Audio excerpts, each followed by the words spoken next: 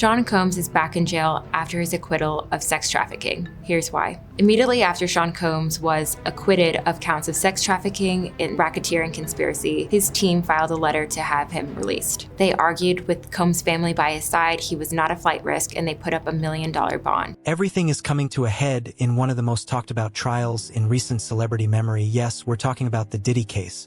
Welcome back to the channel, and today's video is titled Massive Diddy Jail Update. What everyone's talking about. And believe me, there's a lot to talk about. With the prosecution wrapping up, closing arguments set, and the jury getting the case within days, this is the moment everything could shift.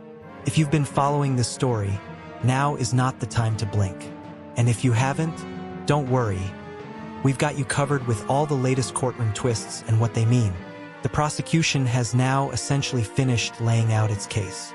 They're set to deliver their closing arguments on Thursday. The defense is expected to do the same on Friday. Then comes the big moment. The jury gets the case. Realistically, that'll be Monday, but there's a chance, depending on how fast things move, they could technically begin deliberating late Friday.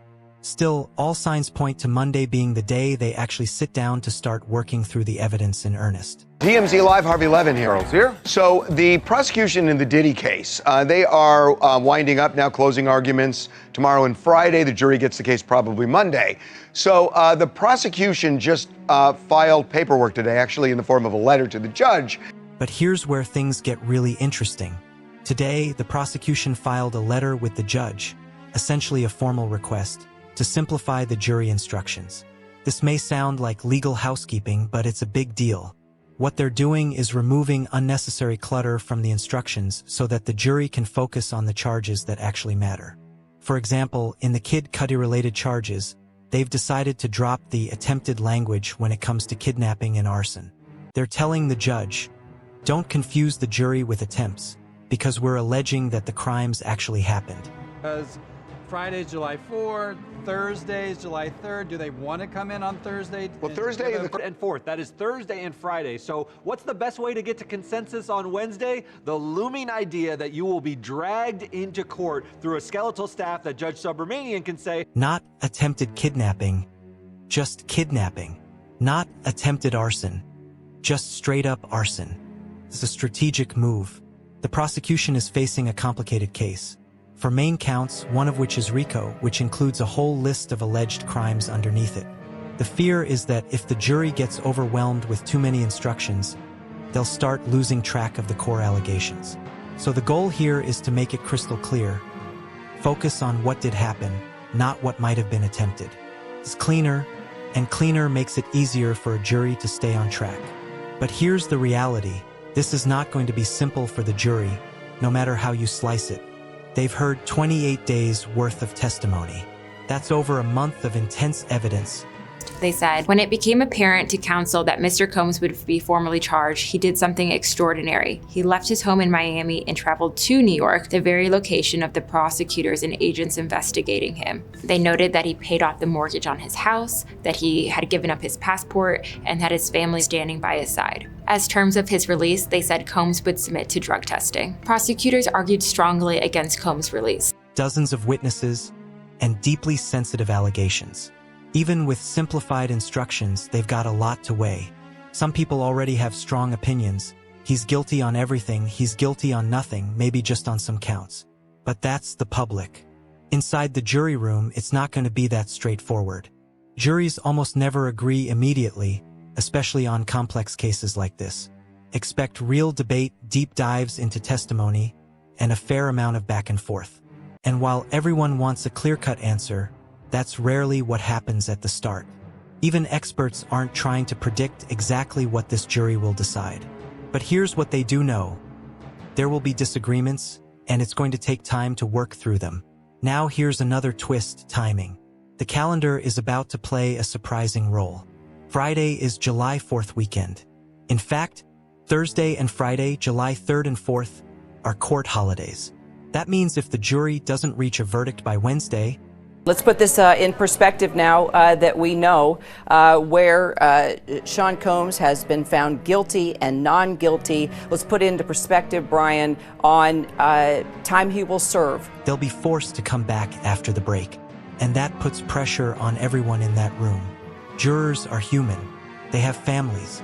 They have weekend plans. And no one wants to spend the holidays stuck inside a courtroom. So what happens in cases like this? Something surprising. When juries know they're about to lose a holiday, they often find clarity. We've seen this before. All those days of testimony, suddenly people remember them with laser focus. Maybe it's the looming barbecue or fireworks show. Maybe it's just a desire not to drag things out. If I would say there would be an appeal, because for Sean Combs and his defense team, this is a massive win. 3 of the counts that had a life sentence possibility are gone. When it comes to transportation to engage in prostitution. But deadlines have a way of making people move.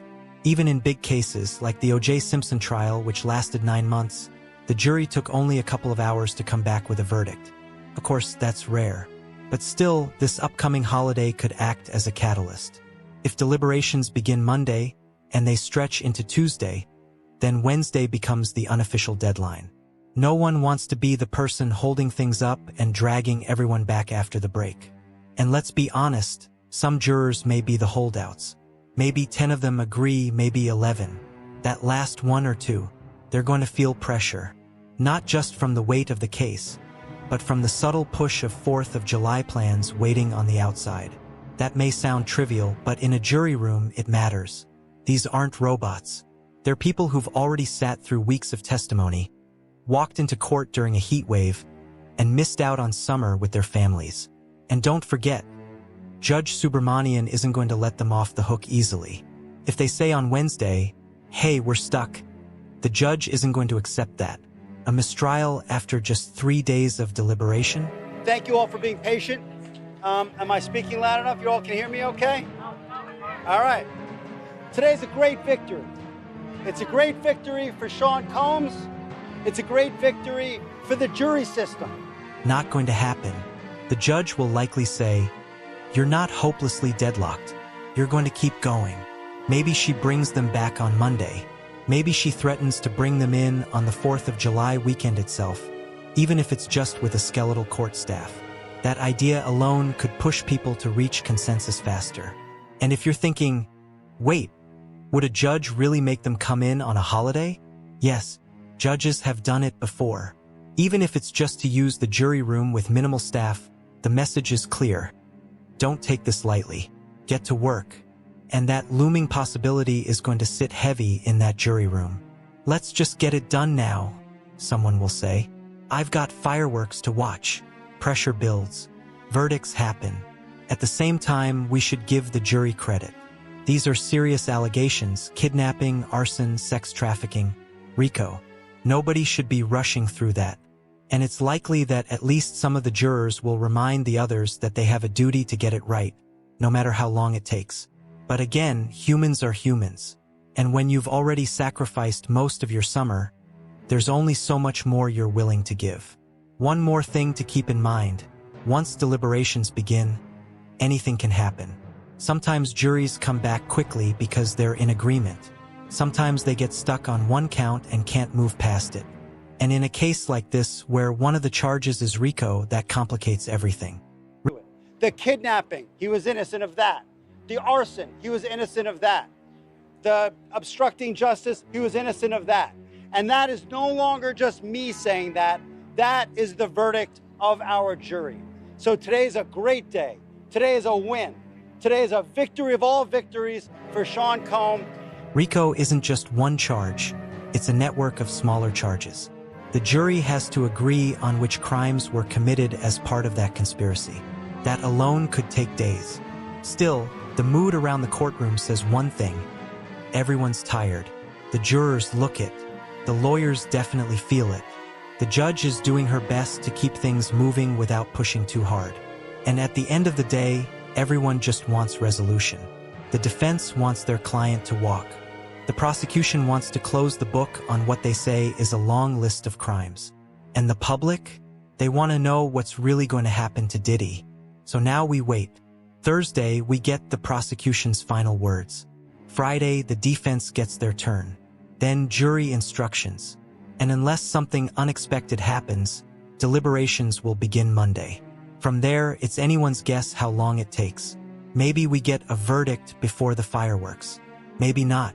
But one thing is clear, this story is far from over, and whatever happens next, it's going to have everyone talking. If you've made it this far, you're clearly following the case as closely as we are. Make sure you hit that subscribe button so you don't miss any updates on this trial and other major news stories. Drop a comment below with your thoughts. Guilty, not guilty, or somewhere in between. We want to hear what you think. Thanks for watching, and we'll see you in the next one.